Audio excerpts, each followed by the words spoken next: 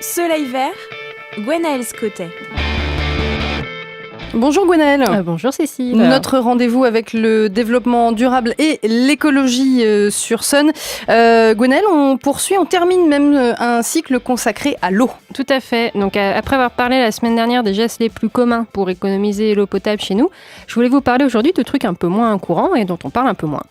La première chose dont je vais vous parler, c'est, et attention, ce n'est pas sale, faire pipi dans la douche.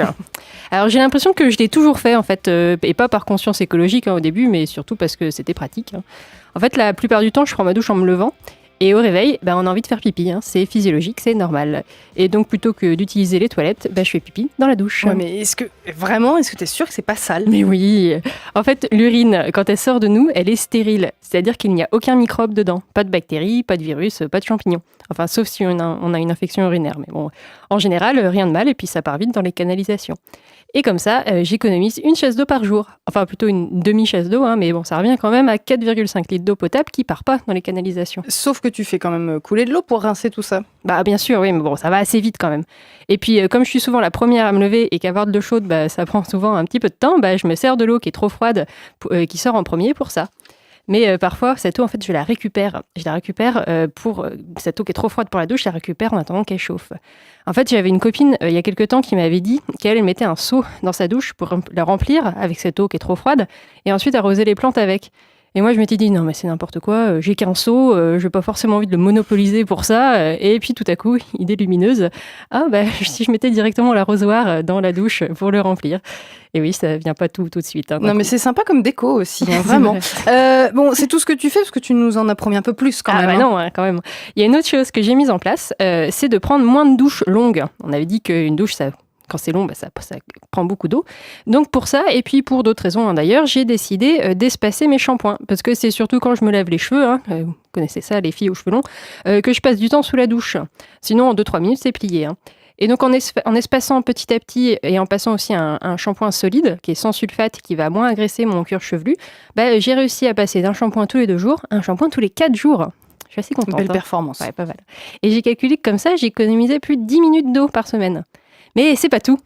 Attention, depuis samedi dernier, je suis l'heureuse propriétaire d'un pommeau de douche à effet Venturi. À effet Venturi, oui. Alors en fait, c'est un peu le même principe que les aérateurs de robinet. Ça rajoute de l'air dans le jet d'eau et donc ça fait économiser jusqu'à 45% d'eau pour celui que j'ai. Enfin, c'est marqué dessus. Et j'en ai vu aussi qu'elle est jusqu'à 50%.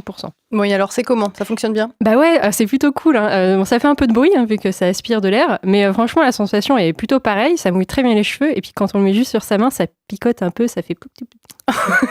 Ah bon, des super sensations, incroyable. Et donc tout ça, c'est des idées qui s'appliquent facilement quand on vit en ville et puis en appartement.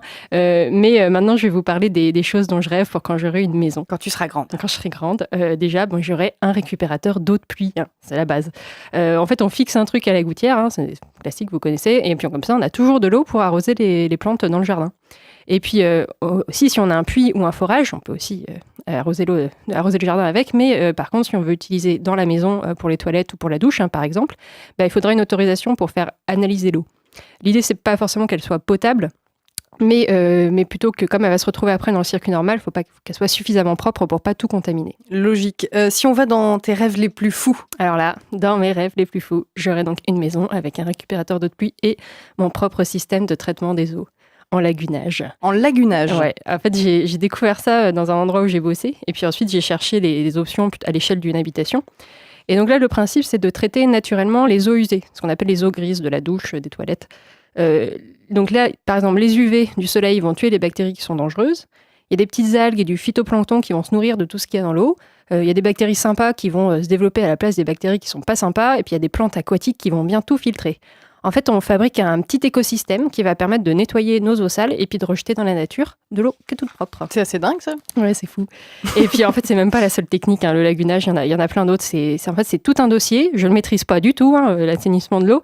Mais je vous ai mis un lien que je mettrai dans le podcast avec tous les modes d'assainissage dans la maison. Pour avoir tout plein d'infos. Merci beaucoup Gwenaëlle, évidemment. Podcast à retrouver, comme tu le notais, sur lesonunique.com ou encore sur l'appli mySun. Et puis nous, on se retrouve la semaine prochaine. À la semaine prochaine. Bye bye.